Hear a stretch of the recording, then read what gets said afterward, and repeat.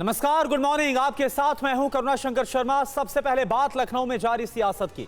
बड़ी खबर आपको बता देते हैं। लखनऊ में जेपी जयंती कार्यक्रम पर राजनीति काफी तेज हो गई है। लखनऊ में अखिलेश यादव के घर के बाहर बैरिकेडिंग कर दी गई है। घर के बाहर बैरिकेडिंग करके रास्ते को सील कर दिया गया है। तस्वीर आपको दिखा रहे हैं। लखनऊ विकास प्राधिकरण ने देर रात सील किया है पूरे रास्ते को।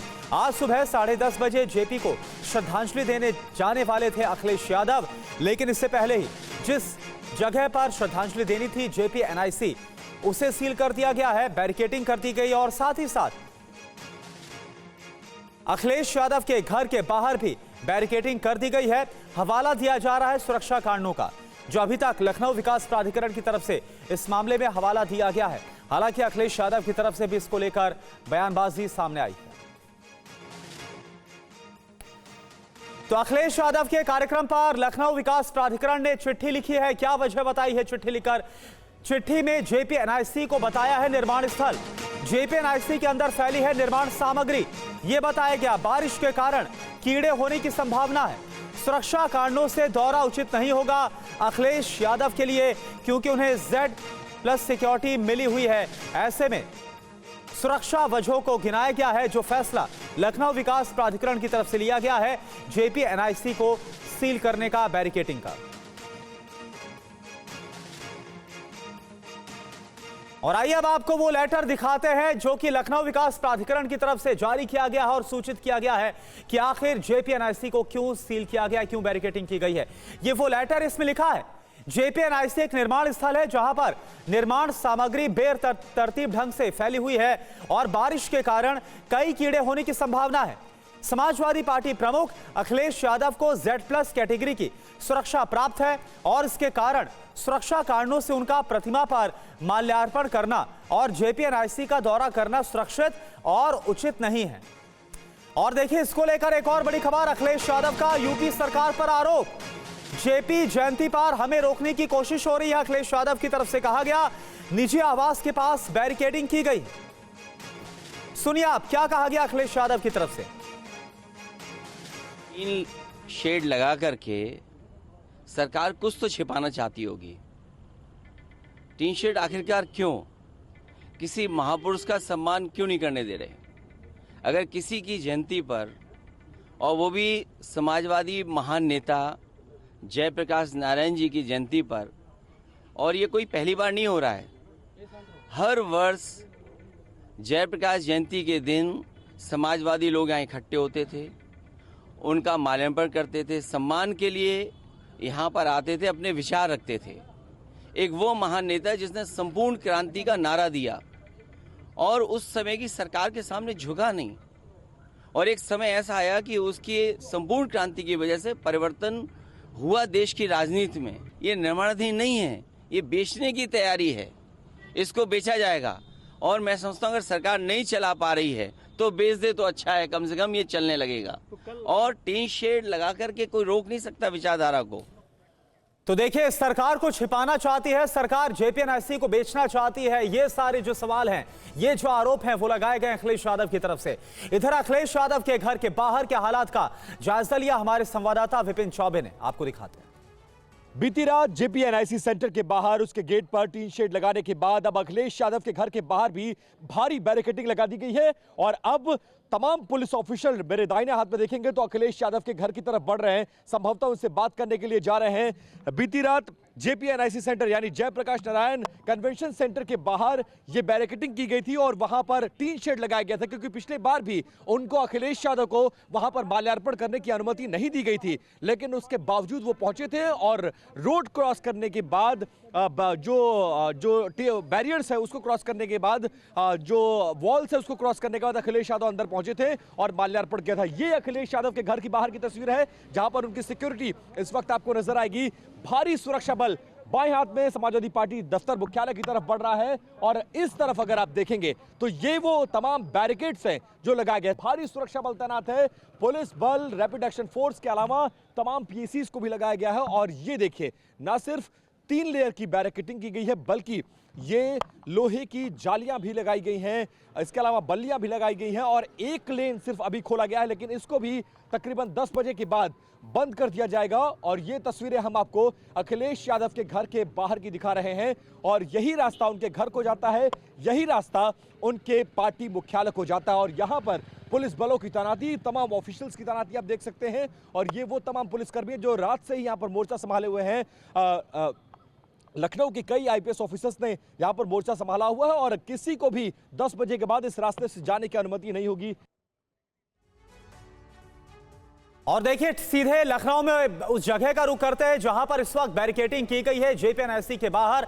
विपिन इस वक्त आपको नजर आ रहे हैं। विपिन, क्या आज जो लखनऊ में माहौल है वो गर्मा सकता है? क्योंकि एक तरफ जेपीएनआईसी का फैसला लिया गया था माल्यार्पण करने का जेपी जयंती के मौके पर अखिलेश यादव की तरफ से, लेकिन पूरा रास्ता जेपीएनआईसी को सील कर दिया गया, बैरिकेडिंग कर दी गई है। जी बिल्कुल, हम इस वक्त उसी सड़क पर मौजूद है जो रास्ता अखिलेश यादव के घर और उनके पार्टी मुख्यालय की तरफ जाता है और अभी से उनके पार्टी के तमाम कार्यकर्ता जुटना शुरू हो चुके हैं। मैं तस्वीरें इस तरफ दिखाना चाहूंगा, अपने कैमरा पर्सन सुभाष से कहूंगा, ये तमाम समाजवादी पार्टी के वो कार्यकर्ता हैं जो अखिलेश यादव के घर के बाहर अब इकट्ठा होना शुरू हो चुके हैं। और अब आपको उस बैरियर की तस्वीर दिखा रहा जो रात से यहां पर लगाया गया है। सबसे पहले गोमती नगर में जो जयप्रकाश नारायण कन्वेंशन सेंटर था उसके गेट पर टीन शेड लगाया गया और इस मकसद से लगाया गया कि इस बार अखिलेश यादव उस रोड को पार करने के बाद, उस गेट को पार करने के बाद अंदर माल्यार्पण ना करने पाए। जब अखिलेश यादव रात में ही वहां पहुंच गए उसके बाद अब उनके घर के बाहर ये तमाम बैरियर्स को लगाया गया है ताकि अगर वो घर से निकलकर सुबह जाना भी चाहे वहां पर तो उनको रोका जाए। सुबह से भारी सुरक्षा बल यहां पर तैनात है, बैरियर्स को लगाया गया है। कई सारे आईपीएस ऑफिसर्स ने यहां पर मोर्चा संभाला हुआ है। एक लेन की सड़क खोली गई है और उसको भी 10 बजे के बाद बंद करने का ऐलान किया गया है। लेकिन इस बीच समाजवादी पार्टी ने अपने कार्यकर्ताओं को यहां पहुंचने की बात कही है कि यहां भारी संख्या में पहुंचे और तनाव बढ़ सकता है, इसीलिए सुरक्षा बलों को तैनात किया गया। अखिलेश यादव से कहा गया है, एलडीए की तरफ से भी, पुलिस और सरकार की तरफ से भी, कि वो निर्माणाधीन बिल्डिंग है, आप अंदर ना जाइए क्योंकि आपको Z+ की सिक्योरिटी दी गई है और वहां इस वक्त कीड़े मकोड़े हो सकते हैं और हम आपकी सुरक्षा पर किसी तरह का रिस्क नहीं ले सकते। लेकिन क्या अखिलेश यादव तमाम इंतजामों के बाद 10 बजे के बाद भी वहां जाएंगे या नहीं जाएंगे, इसको लेकर अभी संशय बरकरार है। जी, तो बिल्कुल अखिलेश यादव जाएंगे या फिर नहीं जाएंगे, जो उनका पहले से तय कार्यक्रम था, क्योंकि जो जेपीएनआईसी है जिस जगह जाना था माल्यार्पण के लिए वो सील कर दिया गया, पूरा रास्ता सील कर दिया गया। अभी के लिए आपका बहुत बहुत शुक्रिया, लेकिन आज पूरा मामला गरमा सकता है, माहौल गरमा सकते हैं, इसके पूरे आसार नजर आ रहे हैं। अगली खबर महाराष्ट्र से है। महाराष्ट्र सरकार में लिए गए 16 बड़े फैसले। मदरसा शिक्षकों का वेतन बढ़ाने पर सहमति जाहिर की गई। नॉन क्रीमी लेयर की आय बढ़ाने की केंद्र से अपील की गई है। सीएम एकनाथ शिंदे की अध्यक्षता में बैठक हुई है जिसमें ये बड़े फैसले लिए गए हैं। तो महाराष्ट्र सरकार की तरफ से जो बड़े फैसले लिए गए हैं वो इस वक्त हम आपको बता रहे हैं। नॉन क्रीमी लेयर की आय बढ़ाने के लिए केंद्र से अपील करने का जो फैसला है वो लिया गया है और साथ साथ मदरसा शिक्षकों के जो वेतन बढ़ाने पर फैसला है वो लिया गया। और आइए आपको समझाते हैं कि महाराष्ट्र सरकार के 5 बड़े फैसले क्या है। सीधे बिग वॉल का रुख हम करते हैं और इसके जरिए आपको बताते हैं कि 5 बड़े फैसले जो एकनाथ शिंदे सरकार ने लिए हैं। पहला बड़ा फैसला क्या लिया गया? डीडी शिक्षकों का जो वेतन है इसको बढ़ाने का फैसला लिया गया। पहले कितना था? 6000 वेतन था और अब जो फैसला लिया गया उसके बाद ये हो जाएगा 16000 रुपए। और साथ साथ बीएड शिक्षकों का जो वेतन है पहले 8000 था और अब ये 18000 हो जाएगा। ये जो बड़े फैसले हैं वो एकनाथ शिंदे सरकार की तरफ से लिए गए हैं। नॉन क्रीमी लेयर की जो आय सीमा है वो अभी 8 लाख रुपए है, लेकिन सिफारिश 15 लाख की गई है। चौथा बड़ा फैसला क्या है? अनुसूचित जाति आयोग को वैधानिक दर्जा देने का जो फैसला है वो कैबिनेट में, महाराष्ट्र सरकार की कैबिनेट में लिया गया। और 5वां बड़ा फैसला फटाफट आपके सामने टीवी स्क्रीन पर स्मिता ठाकरे की अध्यक्षता में चित्रपट नीति समिति गठित करने का भी जो फैसला है वो लिया गया है। राजीव सिंह इस वक्त हमारे साथ जुड़े हैं पूरी जानकारी के साथ। राजीव, ये जो तमाम बड़े फैसले महाराष्ट्र सरकार की तरफ से लिए गए, आगामी अगर विधानसभा चुनावों के नजरिए से देखें तो कैसे इन फैसलों को देखा जाएगा? देखिए, महाराष्ट्र सरकार जितने भी फैसले हालिया कैबिनेट में लिए हैं वो तमाम फैसले ऐसे हैं जो लंबे समय से कहीं ना कहीं पेंडिंग थे। सरकार को आज नहीं तो कल ये फैसले लेने थे, लेकिन चूंकि अगले कुछ हफ्तों के बाद ही महाराष्ट्र में अब चुनाव होना है, हो सकता है कि अगले हफ्ते में कोड ऑफ कंडक्ट भी लागू हो जाए। ऐसे में महाराष्ट्र सरकार जिस तेजी से पिछले 3 कैबिनेट में लगातार फैसले ले रही है, उसको लेकर विपक्ष सरकार की नीयत पर सवाल उठा रहा है। रही बात इन फैसलों की, तो लंबे समय से ऐसे मसले थे जो कहीं ना कहीं सरकार के पास में पड़े हुए थे, इन पर सरकार को फैसला लेना था। लेकिन इसमें सबसे ज्यादा चौंकाने वाला मामला मदरसों से जुड़ा हुआ है, जिसमें सरकार ने मदरसे के जो शिक्षक है, जिन्हें सरकारी ग्रांट जिन मदरसों को मिलता है, जो रजिस्टर्ड मदरसे हैं, वहां के शिक्षकों की जो आय बढ़ाने का निर्णय लिया है कि 6,000 से 16,000, डबल से भी ज्यादा, और 8,000 से 18,000, उसको लेकर कह सकते हैं कि ये कहीं ना कहीं एक्सपेक्टेशन नहीं थी। क्योंकि एक तरफ लगातार हम देखते हैं कि सत्ता पक्ष में शामिल कई ऐसे नेता हैं जो लगातार माइनॉरिटी को लेकर विवादित बयान देते हैं, वहीं दूसरी तरफ जो है इस तरह के सरकार फैसले ले रही है जो माइनॉरिटी के वेलफेयर के लिए कहीं ना कहीं बेहद अच्छे कदम हम कह सकते हैं। लेकिन एक तरफ वोट जिहाद, एक तरफ विवादित बयान, दूसरी तरफ सरकार के फैसले। तो सरकार की मंशा साफ है, सबको साथ लेकर चलना। इक्का दुक्का नेता भले बयान देते रहते, लेकिन सरकार कभी उन बयानों से का समर्थन नहीं करती है। ऐसे बयान देने वालों पर केस भी हुआ है। रही बात नॉन क्रीमी लेयर को लेकर, वो एक बहुत बड़ा कदम है सरकार के पास में, केंद्र सरकार के पास में जो है इस पूरे मामले में कैबिनेट में प्रस्ताव पास करने के बाद में रिपोर्ट भेजी गई है और केंद्र सरकार से मांग की गई है कि 15 लाख रुपए कम से कम नॉन क्रीमी लेयर के जो लोग हैं उनका आय होना चाहिए। बिल्कुल। तो महाराष्ट्र की शिंदे सरकार के 5 बड़े फैसले जो कि कैबिनेट में लिए गए हैं, और जाहिर सी बात है कि जो विपक्ष है इसे आगामी चुनाव को जोड़कर भी देख रहा है और सरकार की नीयत पर भी सवाल उठाए जा रहे हैं। बहुत बहुत शुक्रिया आपका इस पूरी जानकारी के लिए। और अब खबर आतंक पर हुए प्रहार से जुड़ी हुई बड़ी खबर आप देखें। हिज्ब उत तहरीर आतंकी संगठन घोषित किया गया है। हिज्ब उत तहरीर पर एनआईए ने लगाया है बैन। बैन को लेकर अमित शाह का बड़ा बयान, राष्ट्र की सुरक्षा से समझौता नहीं, अमित शाह की तरफ से यह बयान दिया गया। हिज्ब उत तहरीर के खिलाफ यूएपीए लगा।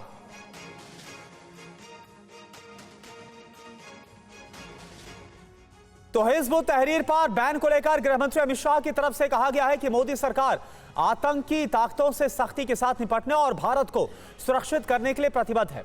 अपने सोशल मीडिया पर जारी संदेश में उन्होंने और क्या कहा, यह आपको हम दिखा रहे हैं ग्राफिक्स के जरिए। आतंकवाद के प्रति जीरो टॉलरेंस की जो नीति है वो जाहिर की गई है। गृह मंत्रालय ने आतंकी संगठन घोषित किया। हिज्ब उत तहरीर आतंकी गतिविधियों में शामिल है, यह बताया गया। भोले भाले युवाओं को कट्टरपंथी आतंकवादी बनाया गया। आतंकी गतिविधियों के लिए विदेशी फंडिंग भी की गई है, इसका इस्तेमाल किया गया है। देश की सुरक्षा और संप्रभुता के लिए गंभीर खतरा बताया गया है हिज्ब उत तहरीर को, और इसके बाद इस पर बैन का फैसला लिया गया। और एनआईए ने हिज्ब उत तहरीर पर आखिर क्यों बैन लगाया, उसे ग्राफिक्स के जरिए आपको हम समझाते हैं। हिज्ब उत तहरीर पर बैन क्यों लगाया गया है, इसके पीछे का फैसला आप जानिए। तो मंगलवार को संदिग्ध फैजुल रहमान को दरअसल गिरफ्तार किया गया था, जिसके बाद यह कार्रवाई सामने आई है। संदिग्ध के घर से कई डिवाइस और कागजात जब्त किए गए। सोशल मीडिया से युवाओं को भड़काने का आरोप लगा है हिज्ब उत तहरीर पर। सोशल मीडिया के जरिए देश विरोधी साजिशों को रचने का भी आरोप लगा है। ब्रेन वॉश करके युवाओं को आईसिस में शामिल करने का आरोप भी हिज्ब उत तहरीर पर है। हिज्ब उत तहरीर से जुड़े अन्य लोगों की तलाश अब एनआईए की तरफ से की जा रही है। अब आपको बताते हैं कि क्या है हिज्ब उत तहरीर, यह जानना भी आपके लिए बहुत ज्यादा जरूरी है। तो हिज्ब उत तहरीर कट्टरपंथी इस्लामिक संगठन है। 1953 में यरूशलेम में इसकी स्थापना हुई थी। मकसद था वैश्विक इस्लामिक जिहाद और आतंकवाद। दुनिया भर में लोकतांत्रिक मूल्यों को खत्म करना इसका मकसद था। मध्य पूर्व यानी मिडिल ईस्ट और दक्षिणी एशिया में संगठन को सक्रिय इसने किया है और अब भारत में इसे बैन करने का फैसला लिया गया है। आमोद राय इस वक्त हमारे साथ जुड़े हैं पूरी जानकारी के साथ। आमोद, ये कितना बड़ा और अहम फैसला है, और साथ ही साथ क्योंकि बताया जा रहा है कि इसके और भी जो हिज्ब उत तहरीर के लिए काम कर रहे थे आतंकी, उनकी अब तलाश की जा रही है, उसके लिए क्या कार्रवाई आगे हो रही है? निश्चित तौर पे करुणा, देखिए हिज्ब उत तहरीर जो है ये अपने आप में बहुत बड़ा खतरा बन रहा था और इसलिए इस पर केंद्र सरकार ने पूरी तरह से पाबंदी लगाई है, बैन लगाया है। यूएपीए जो सबसे सख्त कानून है देश का, उसको लागू किया गया है और ये अब आश्वस्त करने की कोशिश की जा रही है एजेंसियों के द्वारा कि कौन कौन से लोग इसमें शामिल थे और इसका जो मॉड्यूल था वो किस तरह से काम करता था। माना जा रहा है कि देश में जो मुस्लिम युवक हैं उनको बरगलाने और उनको भड़काने, आतंकवाद के लिए प्रेरित करने की कोशिश करता था ये ऑर्गेनाइजेशन। और खासकर कश्मीर में ये बहुत एक्टिव होने की कोशिश कर रहा था। आईएस के पैटर्न पे ये काम कर रहा था और ये जो है इस्लामीकरण को बढ़ावा देकर ये चाहता था कि पूरे देश, पूरे वर्ल्ड में जो है इस्लाम का राज हो, और इसके तहत ये काम कर रहा था और लोगों का ब्रेन वॉश करता है। ये कई तरह से काम करता है जी। बिल्कुल आमोद राय, तो आतंकी गतिविधियों में शामिल होने के बाद अब हिजबुत तहरीर पर बैन लगाने का फैसला लिया गया है। बहुत बहुत शुक्रिया आपका इस जानकारी के लिए। और इस बीच दिल्ली से बड़ी खबर, जहां पर राजधानी में फिर से ड्रग्स की बहुत बड़ी खेप को बरामद किया गया। रमेश नगर से 2000 करोड़ की ड्रग्स बरामद की गई है। नमकीन के पैकेट्स में छिपाकर ड्रग्स रखी गई थी। ये देखिए आप, 10 दिनों में दिल्ली से 7600 करोड़ की ड्रग्स बरामद की गई। बहुत बड़ा कंसाइनमेंट है ड्रग्स का, जो दिल्ली से एक बार फिर से मिला। कुल मिलाकर 10 दिन में 7600 करोड़ की ड्रग्स मिली है। दिल्ली ड्रग्स रैकेट में अभी तक 7 गिरफ्तारियां हुई हैं। 2 अक्टूबर को दिल्ली से 5600 करोड़ की ड्रग्स जब्त की गई है। हमारे संवाददाता जितेंद्र पूरी जानकारी के साथ। जितेंद्र, कैसे यहां तक जो एजेंसी पहुंची है, ये बरामदगी हुई है और गिरफ्तारी को लेकर क्या जानकारी? जी बिल्कुल, देखिए 2 अक्टूबर को सबसे पहले स्पेशल सेल को एक कामयाबी मिली थी जिसमें 4 लोगों की गिरफ्तारी की गई थी। सबसे महत्वपूर्ण गिरफ्तारी उस वक्त तुषार गोयल नाम के शख्स की थी, जो कि बाकायदा तुली पब्लिकेशन चलाता है। इसके अलावा उसके महिपालपुर स्थित जो गोडाउन था, वहां से 5600 किलो कोकेन बरामद हुई थी, जिसकी मार्केट में जो कीमत थी वो तकरीबन 5600 करोड़ रुपए के करीब बताई गई थी। इसके बाद लगातार जांच एजेंसियां तफ्तीश कर रही थी और उसी के बाद उस एक और कामयाबी मिली, जब एक जितेंद्र उर्फ जस्सी नाम के शख्स की गिरफ्तारी पंजाब से की गई। उसके बाद अखलाक की गिरफ्तारी की गई मेरठ से। इसी मॉड्यूल से जुड़ा हुआ था अखलाक भी। और इसके अलावा कल जब अखलाक और इन सभी 7 आरोपियों की गिरफ्तारी हुई, इनसे पूछताछ के दौरान रमेश नगर के इस गोडाउन के बारे में पता चला, जो कि एक शॉप नुमा था, जहां पर बाकायदा स्पेशल सेल की टीम पहुंची। वहां पर ताला तोड़कर जैसी टीम अंदर घुसी है, उसके बाद वहां पर नमकीन के जो पाउच थे, उनके अंदर से बड़ी संख्या में कोकेन मिली है। जब उसको तोला गया तो पता चला कि तकरीबन 2000 किलो के करीब इसका भार है, और उसके अलावा जो इसकी कीमत है वो 2000 किलो के करीब 2000 करोड़ के करीब बताई गई। तो कुल मिलाकर अब तक 7600 करोड़ की जो ड्रग्स है वो दिल्ली के अंदर बरामद की जा चुकी है, जो कि अपने आप में एक बड़ी बात है। और एक मॉड्यूल से अब तक इतनी बड़ी बरामदगी इससे पहले कभी नहीं हुई है। बिल्कुल, और ये जांच एजेंसियों के लिए भी बहुत बड़ी कामयाबी। एक दिन में 2000 करोड़ की ड्रग्स का जब्त होना और 7600 करोड़ की ड्रग्स कुल मिलाकर 10 दिन में जब्त हुई है। बहुत बहुत शुक्रिया आपका इस पूरी जानकारी के लिए। और अब खबर बांग्लादेश से है। बांग्लादेश के मंदिर से सोने का मुकुट चोरी हुआ है। ये शोरेश्वरी काली मंदिर में चोरी की वारदात को अंजाम दिया गया। पीएम मोदी ने दान किया था सोने का मुकुट। 2021 में काली मंदिर गए थे पीएम मोदी और उस वक्त उन्होंने ये सोने का मुकुट दान किया था। और अब देखिए, ये बहुत बड़ी खबर है। ये सोने का जो मुकुट है, ये शोरेश्वरी काली मंदिर है और ये तस्वीर हम आपको दिखा रहे हैं। 2021 में जब प्रधानमंत्री मोदी वहां गए थे, उन्होंने पूजा अर्चना की थी मंदिर में। ये उस वक्त की तस्वीर है। अब इस मंदिर से, मां काली मंदिर से सोने का मुकुट चोरी हो गया है। ये बहुत ही चिंता की बात है, जो हालात इस वक्त बांग्लादेश में बनते हुए नजर आ रहे हैं। और अब आपको 2 तस्वीरों के जरिए समझाते हैं कि किस तरह से बांग्लादेश में हिंदू विरोधी गतिविधियां चल रही हैं, जो बेहद चिंताजनक और परेशान करने वाली हैं।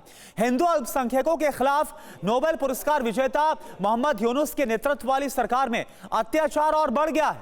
तस्वीरों में आप देख सकते हैं कि बेलगाम कट्टरपंथियों ने नवरात्र के दौरान मां दुर्गा की पूजा कर रहे लोगों के साथ मारपिटाई की और प्रतिमा को भी तोड़ दिया।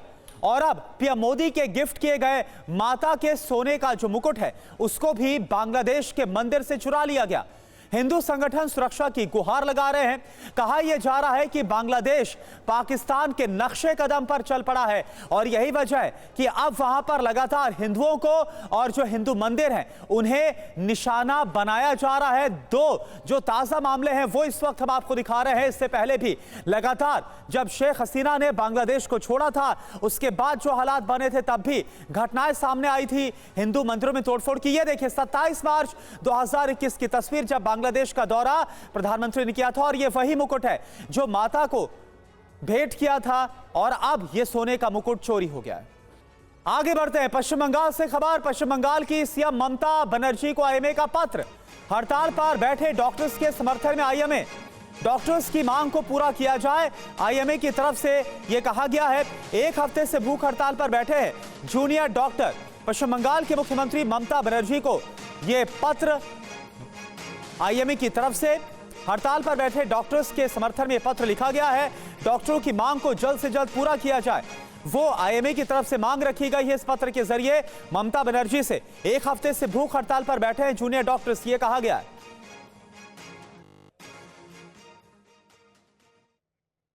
और चलिए अब आपको बताते हैं कि पश्चिम बंगाल में जो हड़ताल पर बैठे डॉक्टर्स हैं उनकी मांग क्या है। पूरी जानकारी आपके सामने। ममता सरकार से डॉक्टर्स की मांग क्या है। पहली मांग, अस्पतालों के लिए सेंट्रलाइज्ड रेफरल सिस्टम की स्थापना की जानी चाहिए। दूसरी मांग, कार्यस्थलों पर डॉक्टरों के लिए तमाम जो जरूरी सुविधाएं हैं वो मुहैया कराना जरूरी है। तीसरी मांग, स्थायी महिला पुलिस कर्मियों की भर्ती होना जरूरी है। ये जो मांग है वो रखी गई है। खबर उस जंगबाज की जिसने चीन और पाकिस्तान की नींद उड़ाकर रखी है। ये एक ऐसा जंगबाज है जिसके नाम से ही दुश्मन थर्रा उठते हैं। भारत को ऐसे 31 जंगबाज मिलने जा रहे हैं जिससे हमारी सरहद तो सुरक्षित होगी ही, बल्कि पड़ोसी दुश्मनों के लिए वो समय आने पर काल भी बन जाएगा। भारत ने इसके लिए अमेरिका से 80,000 करोड़ रुपए की डील भी फाइनल कर ली है। इस डील से समंदर से लेकर आसमान तक सर्वशक्तिमान भारत का संकल्प पूरा होने जा रहा है। अमेरिका के साथ ये डील क्यों इतनी बड़ी मानी जा रही है और क्यों भारतीय सेनाओं के लिए इसकी इतनी ज्यादा जरूरत थी, आप देखिए इस स्पेशल रिपोर्ट के जरिए।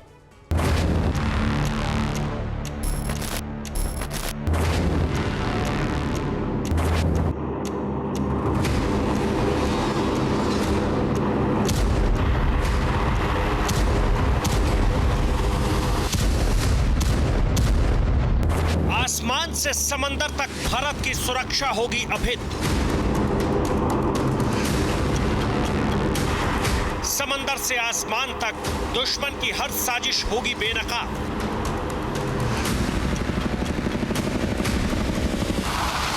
भारत के रक्षा तंत्र को हर तरह से मजबूत करने वाली दो बड़ी डील फाइनल हो गई। एक तरफ भारत ने 2 परमाणु पनडुब्बियों के निर्माण को हरी झंडी दे दी है, तो दूसरी तरफ अमेरिका से हंटर किलर ड्रोन खरीदने के सौदे को मंजूरी दे दी है।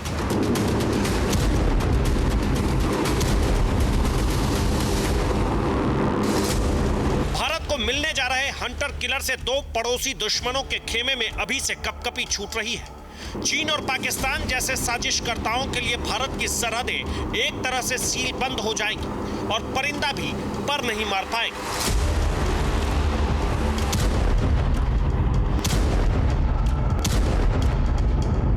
अब आप उस हंटर किलर का नाम भी जान लीजिए। उसका नाम है MQ-9B प्रेडेटर ड्रोन।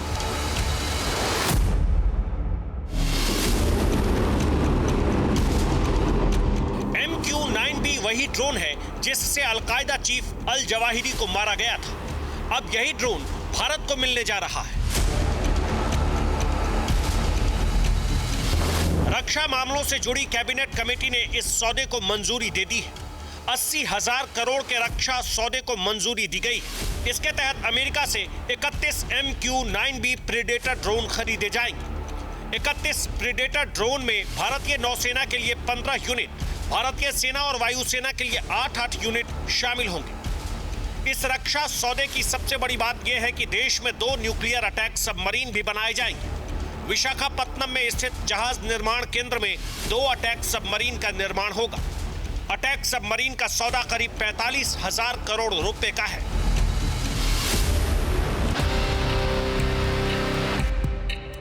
अमेरिका से मिलने वाले सबसे भरोसेमंद हथियार MQ-9B प्रेडेटर ड्रोन भारत के लिए कैसे गेम चेंजर साबित होगा और कैसे भारत रक्षा के हर मोर्चे पर दुश्मनों की हर साजिश को नाकाम करेगा, आज आपको उस प्रेडेटर ड्रोन के बारे में विस्तार से बताएंगे, क्योंकि महज इस एक हथियार के होने भर से भारत के खिलाफ 3 मोर्चों पर खतरा खत्म हो जाए।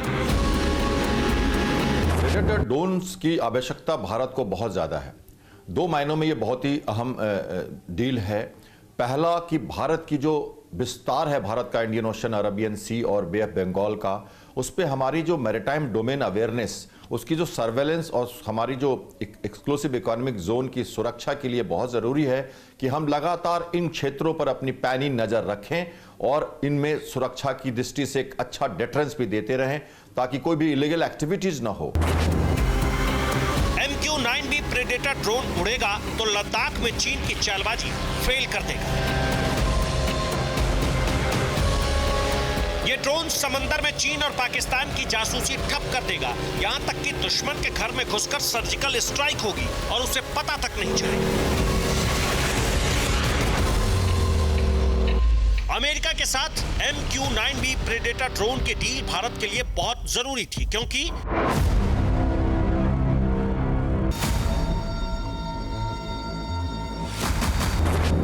इससे एक तरफ तो भारत चीन और पाकिस्तान जैसे दो दुश्मनों की साजिशों को एक साथ नाकाम करेगा, दूसरी तरफ भारत में अत्याधुनिक ड्रोन बनाने में लगने वाले समय में भी काफी कमी आएगी। अमेरिका MQ-9B प्रेडेटर ड्रोन के साथ साथ ड्रोन तकनीक भी भारत के साथ साझा करेगा।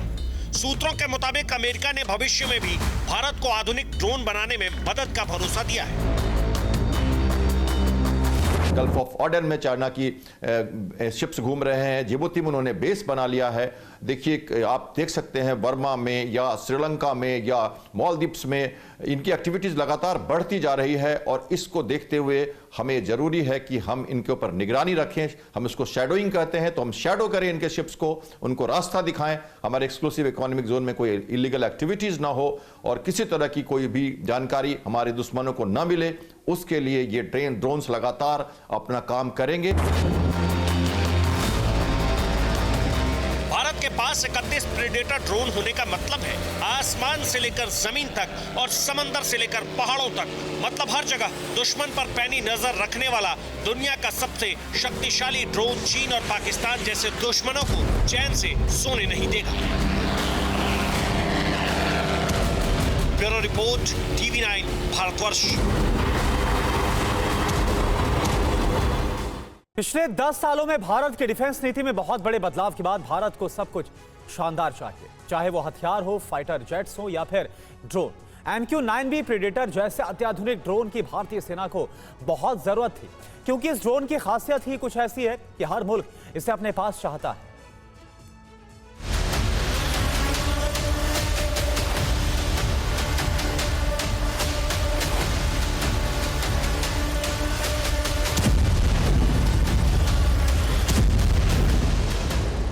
समंदर से लेकर रेगिस्तान और ठंडे बर्फीले पहाड़ों जैसे दुर्गम जगहों पर यह ड्रोन दुश्मन के हर चाल को नाकाम करने का मादा रखता है।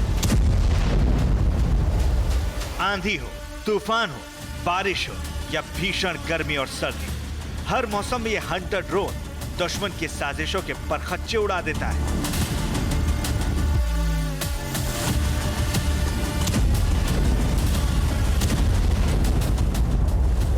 MQ-9B प्रेडेटर ड्रोन हवा से जमीन पर मार करने वाली मिसाइल्स और बम को लेकर उड़ सकता है। ये ड्रोन हवा से हवा में मार करने वाली मिसाइल और बम को लेकर भी उड़ान भर सकता है। इस ड्रोन से एक साथ 4 मिसाइल्स दागी जा सकती हैं। ये 1700 किलो से ज्यादा वजनी हथियार लेकर उड़ान भर सकता है। इसकी मदद से वो इलेक्ट्रॉनिक सिस्टम भी चलाया जा सकता है, जिससे दुश्मन का एंटी एयर सिस्टम फेल हो जाता है।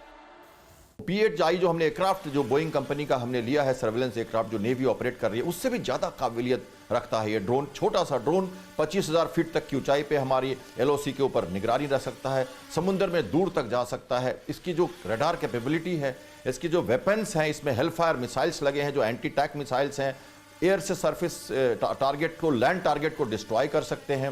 रोटेटिंग कैनन्स लगे हैं इसमें।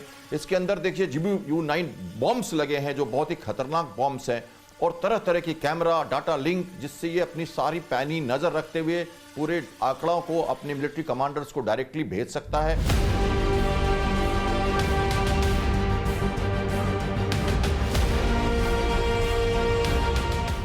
रक्षा विशेषज्ञों के मुताबिक प्रेडेटर ड्रोन मल्टी मिशन को पूरा करने वाला एक ऐसा हथियार है जो हर चुनौती से निपटना जानता है।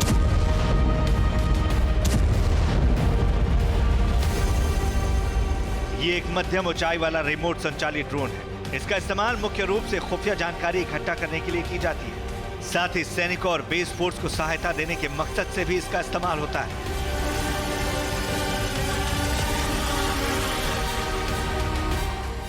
प्रीडेटर ड्रोन को लंबे समय तक हवा में रहने और ऊंचाई वाले क्षेत्रों में निगरानी रखने के लिए खास तौर पर डिजाइन किया गया है।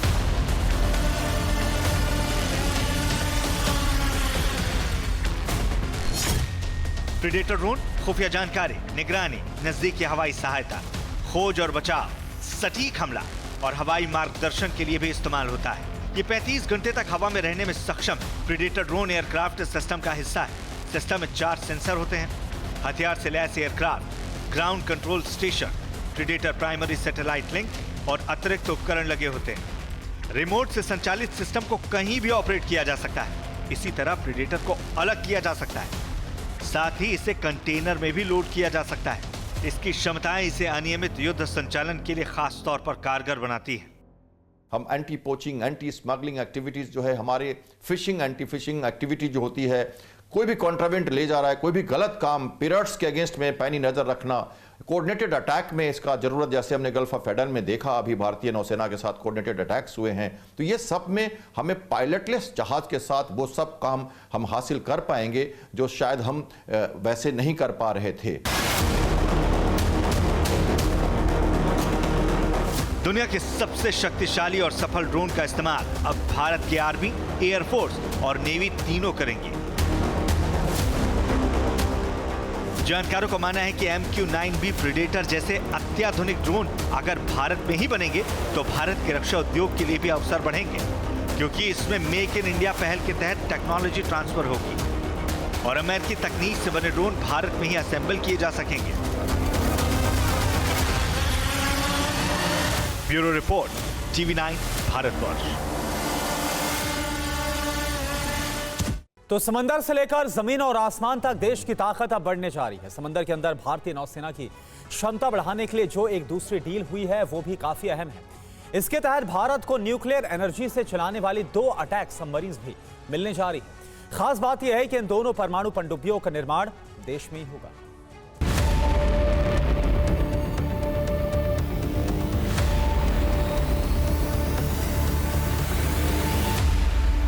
समंदर में भारत की ताकत बढ़ने जा रही है। अमेरिका से परमाणु पनडुब्बियों की डील भी पक्की हो गई है। डील के तहत भारतीय नौसेना को 2 परमाणु संचालित हमलावर पनडुब्बियां भी मिलेंगी, जो हिंद महासागर क्षेत्र में इसकी क्षमताओं को कई गुना बढ़ाने में मदद करेंगी। इससे भारत की मारक और निगरानी क्षमता में काफी इजाफा होगा। 2 परमाणु पनडुब्बियों के निर्माण के लिए 45,000 करोड़ रुपए की डील हुई है। दोनों nuclear powered attack submarine Visakhapatnam के शिप बिल्डिंग सेंटर में बनेंगी। इनके निर्माण में लार्सन एंड टुर्बो जैसी प्राइवेट कंपनी भी हिस्सा लेंगी।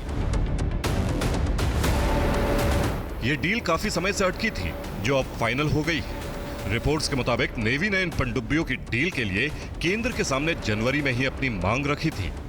भारत की काफी लंबे समय से योजना रही है कि उसके पास ऐसी 6 सबमरीन हो जो समंदर के मोर्चे पर दुश्मन के लिए काल का दूसरा नाम हो।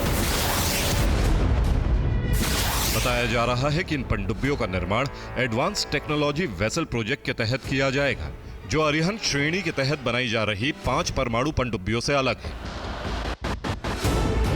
भारत लगातार न्यूक्लियर सबमरीन के विकास में तत्पर रहा है। पिछले 20 सालों से हम देख रहे हैं, हमने INS अरिहंत बना दिया, हमने INS अरिघट बना दिया और अब हम INS अरिधमन, ये तीनों SSBN जो बैलिस्टिक मिसाइल के साथ न्यूक्लियर सबमरीन से, ये हम बना रहे हैं। इसके साथ ही हम तीसरी चौथी सबमरीन भी बनाएंगे। इसके साथ ही हमारे पास अटैक सबमरीन जिसमें बैलिस्टिक मिसाइल्स न्यूक्लियर पावर्ड तो ना हो पर न्यूक्लियर इंजन से चले, वैसे 6 सबमरीन की बनाने की जरूरत हमको पड़ी है। प्रोजेक्ट 75 अल्फा के निर्माण के हिसाब से इसको हम अभी प्रोजेक्ट 77 कहते हैं। नेवी को न्यूक्लियर सबमरीन की जरूरत क्यों है, इसकी वजह भी आपको बता देते हैं। न्यूक्लियर पावर्ड स्ट्राइक सबमरीन लंबे समय तक पानी के अंदर रह सकती है। भारत के पास डीजल इलेक्ट्रिक सबमरीन और डीजल सबमरीन है।